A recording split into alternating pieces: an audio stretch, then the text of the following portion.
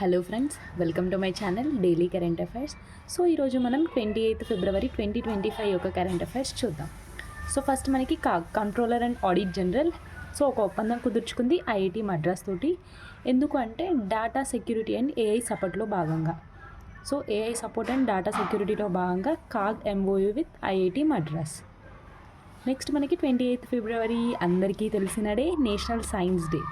దీన్ని మనం 1987 నుంచి జరుపుకుంటున్నాం. మనకి సివి రామన్ బర్త్డే అయిన రామన్ ఎఫెక్ట్ డిస్కవరీ సందర్భంగా దీన్ని జరుపుకుంటున్నాం. ఈసారి నేషనల్ సైన్స్ డే యొక్క థీమ్ కనుక చూసుకున్నట్టయితే empowering Indian youth for global leadership in science and technology for Viksit Bharat. 28 ఫిబ్రవరి national science day, Raman effect, CV Raman. Next theme వచ్చేసి empowering Indian youth for global leadership in S and T for Viksit Bharat. Important. Next మనకి Herath festival. మనకి ఇది కాశ్మీర్ పండితులు జరుపుకునే ఒక ఫెస్టివల్ అనమాట. మహాశివరాత్రి సందర్భంగా దీన్ని జరుపుకుంటారు. హెరాత్ ఫెస్టివల్ మనకి ఎవరు జరుపుకుంటారు అని క్వశ్చన్ రావచ్చు. కాశ్మీరీ పండిత్ కమ్యూనిటీ వాళ్ళు దీన్ని జరుపుకుంటారు. మనకి పిఎం మోడీ గారు condoles the demise of Shri Anil Joshi, died at the age of 84. మనకి శ్రీ అనిల్ జోషి గారు చనిపోయారు. మన మోడీ గారు కూడా సంతాపం తెలిపారనమాట. ఈయనెవరు అంటే రినౌడ్ గుజరాతీ పోయెట్ అనమాట. గుజరాతీ పోయెట్ అనిల్ జోషి గారు. నెక్స్ట్ మనకి యూనియన్ మినిస్టర్ అయిన సుబ్రహ్మణ్యం జయశంకర్ గారు ఎలిఫెంట్ సఫారీ అనమాట. మనకి అస్సాం హెరిటేజ్ సమిట్ అనేది చూసాం కదా 2 days బ్యాక్. దాంట్లో భాగంగానే మనకు డిఫరెంట్ నేషన్స్ యొక్క డెలిగేట్స్ వస్తారు కదా మన ఇండియాకి. వాళ్ళని తీసుకొని ఏంటి అంటే ఎలిఫెంట్ సఫారీ అనేది చేశారనమాట. కాజీరంగా నేషనల్ పార్క్ ఇది మనకి ఎక్కడ అస్సాం. Assam Kaziranga national park. 1985లో దీన్ని యునెస్కో లిస్ట్లో చేర్చారు. నెక్స్ట్ మనకి India's first industrial scale biopolymer ప్లాంట్ని ఎక్కడ ఎస్టాబ్లిష్ చేస్తున్నారు అంటే యూపీ కుంభీలో, ఉత్తరప్రదేశ్ కుంభీలో ఇండియాస్ ఫస్ట్ బయోపాలిమర్ ప్లాంట్ అనమాట.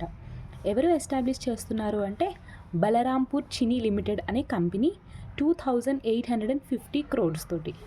Superlative, important. నెక్స్ట్ మనకి ఐఎన్ఎస్ తమల్. ఇది మనకి రష్యా దీన్ని బిల్డ్ చేస్తుంది. ఇది ఇండియన్ నేవీకి ఇస్తుంది అనమాట. మన ఇండియన్ నేవీ దీన్ని తెచ్చుకుంటుంది రష్యా నుంచి. ఇది మనకి ఎక్కడ వరకు వచ్చింది అంటే ఎస్టీ పీటర్స్బర్గ్ వరకు ఇది వచ్చింది అనమాట ఐఎన్ఎస్ తమల్. ఐఎన్ఎస్ తమల్ ఏంటి అంటే స్టెల్త్ గైడెడ్ మిసైల్ ఫ్రైగేట్ అనమాట.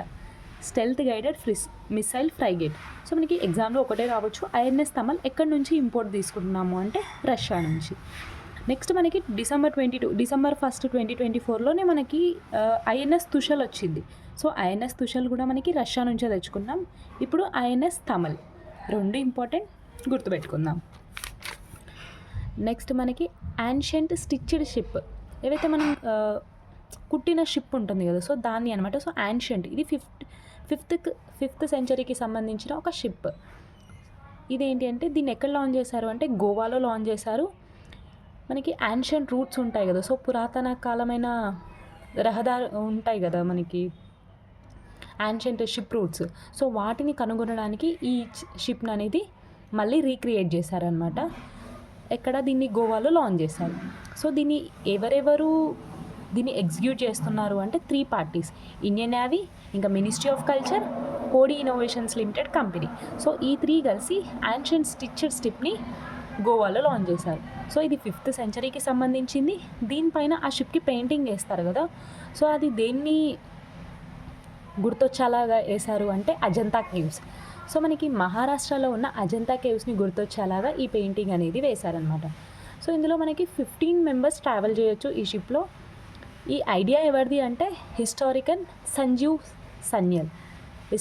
సంజీవ్ సన్యల్ గారి యొక్క ఐడియా మేరకు ఈ స్టిచ్డ్ షిప్ అనేది లాంచ్ చేశారు. మనకి చాలా ఇంపార్టెంట్. మేబీ ఎగ్జామ్లో మనకి సెంటెన్సెస్ ఇచ్చి ఏది కరెక్ట్ ఏది రాంగ్ అని ఇవ్వచ్చు.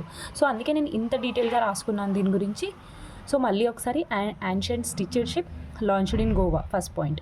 దీన్ని ఎవరెవరు కలిసి ఎగ్జిక్యూట్ చేస్తున్నారు అంటే Indian navy, ministry of culture, Hodi innovations limited.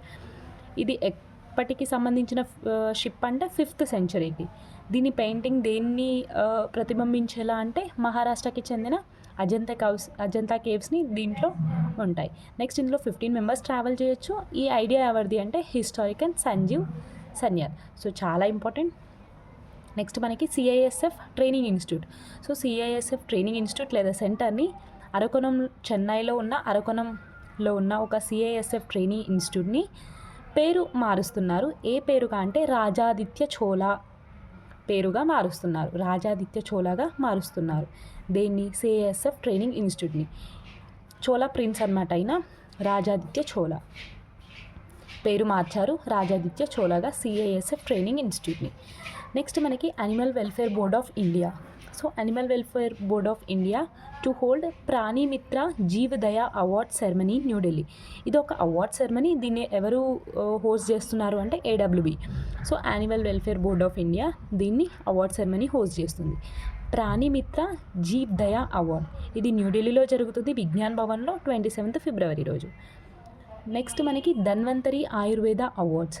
So ఇవి మనకి ఎవరిస్తారు అంటే మినిస్ట్రీ ఆఫ్ ఆయుష్ వాళ్ళు ఈ అవార్డ్స్ని ఇస్తారనమాట. సో ఆయుర్వేదాలో ఎవరైతే మంచి పర్ఫార్మెన్స్ కనబరుస్తారో సో వాళ్ళకి అవార్డ్స్ ఇస్తారు, ధన్వంతరి ఆయుర్వేద అవార్డ్స్. సో ప్రతి ఇయర్ 3 మెంబర్స్కి ఇస్తారు. మినిస్ట్రీ ఆఫ్ ఆయుష్ వాళ్ళు ఇస్తారు. 5 lakhs ప్రైజ్ మనీ అనేది ఉంటుంది.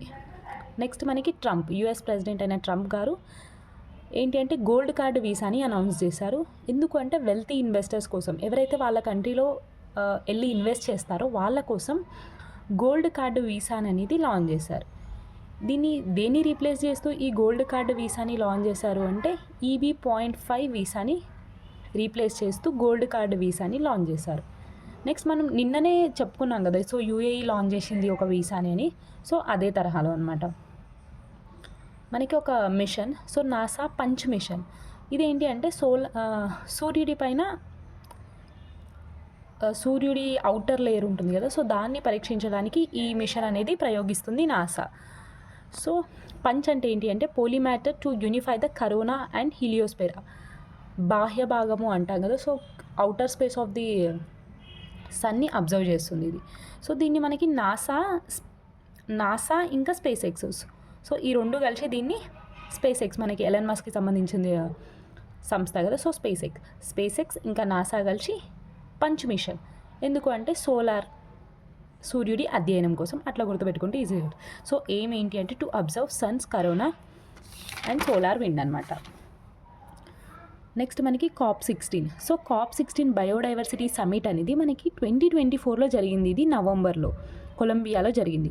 సో ఈ సమిట్ని పురస్కరించుకొని ఇప్పుడు క్యాలీ ఫండ్ అనేది లాంచ్ చేశారనమాట.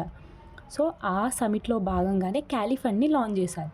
క్యాలీ ఫండ్ని మనకి రోమ్లో లాంచ్ చేశారు. ఇది ఎందుకు అంటే టు బూస్ట్ బయోడైవర్సిటీ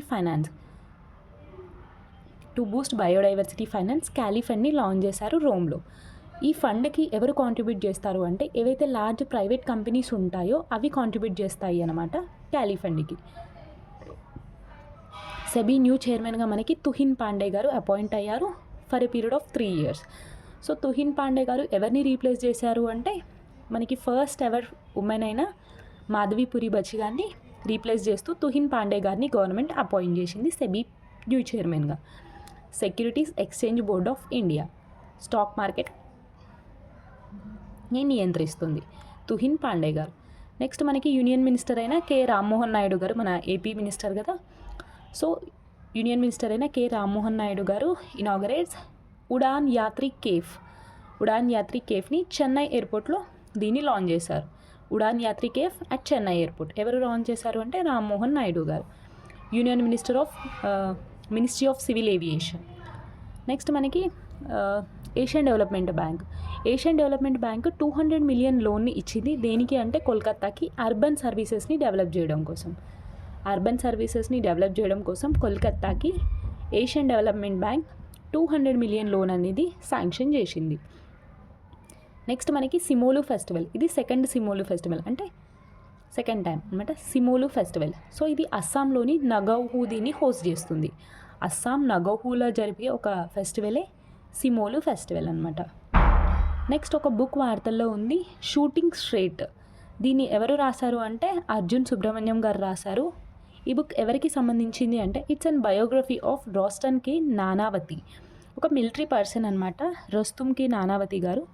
సో ఈయన గురించి ఉన్న పుస్తకమే షూటింగ్ స్ట్రైట్. దీన్ని అర్జున్ సుబ్రహ్మణ్యం గారు రాశారు. నెక్స్ట్ మనకు ఒక పర్సన్ చనిపోతూ వార్తల్లో ఉన్నారు. Veteran Hollywood actor Hackman has passed away. Next మనకి Amazon unveils Ocelot it's first quantum computing chip అనమాట. సో ఒకలెట్ ఎవరికి సంబంధించింది అంటే అమెజాన్కి సంబంధించిన ఫస్ట్ క్వాంటమ్ కంప్యూటింగ్ చిప్ అనమాట. నెక్స్ట్ మనకి ఐఐటి ఇండోర్ వార్తల్లో ఉంది. సో ఫుడ్ వేస్టేజ్ తోటి ఒక కాంక్రీట్ని వేసింది అనమాట. So IIT Indore made food wastage concrete అనమాట. సో ఆహార వ్యర్థాలతో కాంక్రీట్ని వేస్తూ వార్తల్లోకి వచ్చింది ఐఐటి ఇండోర్. నెక్స్ట్ మనకి సైన్స్ అడ్వాన్స్ జర్నల్ అనమాట. ఏం చెప్పింది అంటే 2070 కల్లా ఇండియానే ఫస్ట్ ఉంటుంది మ్యాన్ అనిమల్ కాన్ఫ్లిక్ట్లో అని చెప్పింది అనమాట. సైన్స్ అడ్వాన్స్డ్ జర్నల్ అనమాట. సో మ్యాన్ అనిమల్ కాన్ఫ్లిక్ట్లో 2070 కల్లా ఇండియానే ఫస్ట్ ఉంటుంది అని చెప్పింది. నెక్స్ట్ మనకి the first international conference on carbon markets. ఆ కాన్ఫరెన్స్ పేరేంటి అంటే ప్రాకృతి 2025. ప్రాకృతి 2025 అనేది కార్బన్ మార్కెట్స్ పైన జరిగే ఫస్ట్ కాన్ఫరెన్స్ అనమాట. ఇది 24th 25th ఫిబ్రవరి రోజు జరిగింది న్యూఢిల్లీలో. ఇంకొకటి India and Denmark climate initiative అనమాట. దాని పేరు ఏంటి అంటే గ్రీన్ ట్రాన్సిషన్ అలయన్స్ అనమాట. గ్రీన్ ట్రాన్సిషన్ అలయన్స్ రీసెంట్గా వార్తల్లో ఉంది. ఏ రెండు దేశాలు కలిసి ఈ ఇనిషియేటివ్ని తీసుకొచ్చాయని ఎగ్జామ్లో రావచ్చు. మనకి ఇండియా అండ్ డెన్మార్క్ అనమాట. దీని యొక్క మెయిన్ ఎయిమ్ ఏంటి అంటే టు బూస్ట్ సస్టైనబుల్ ఎనర్జీ కార్పొరేషన్ని కోసం ఇండియా అండ్ డెన్మార్క్ కలిసి గ్రీన్ ట్రాన్సిషన్ అలయన్స్ని తీసుకొచ్చింది. Important one. సో ఇది ఫ్రెండ్స్ ఈరోజుటి కరెంట్ అఫైర్స్. సో 28th ఫిబ్రవరి 2025 యొక్కవి. సో వీడియో కనుక నచ్చినట్టయితే లైక్ చేసుకోండి, షేర్ చేయండి అండ్ సబ్స్క్రైబ్ చేసుకోండి. Thank you so much.